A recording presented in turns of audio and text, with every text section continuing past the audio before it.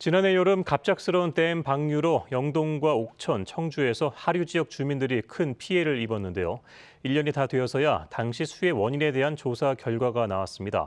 하지만 피해 보상이 제대로 이루어질지 주민들의 걱정은 여전합니다. 송근섭 기자가 보도합니다. 지난해 8월 초당 2,900톤의 물을 쏟아낸 전북 용담댐. 갑작스러운 방류로 영동과 옥천 등 하류 지역에선 농경지 700여 헥타르와 주택 190여 채가 물에 잠겼습니다.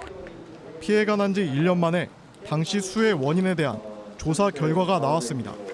한국수자원학회 등 조사기관 측은 용담댐이 하류 지역의 민원, 기상예보의 불확실성 등으로 방류 열흘 전부터 홍수기 제한 수위인 261.5m를 초과해서 운영했다고 지적했습니다.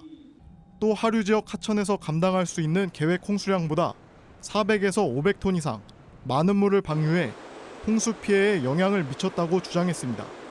여기에 일부 구간의 제방이 없거나 배수 기능 불량 등 하천 정비와 관리도 미흡했던 것으로 조사됐습니다. 댐 관리 미흡, 법 제도의 한계, 그다음에 댐하고 하천 연계 홍수 관리 부재, 그다음에 예방 투자, 정비 부족에 의한 복합적인 원인입니다. 결국 지난해 수해가 인재 때문이라는 조사 결과지만 일부 주민들은 반발하고 있습니다. 복합적인 원인으로 홍수 피해가 났다면서도 그 책임이 누구에게 있는지 명확하게 나와 있지 않기 때문입니다.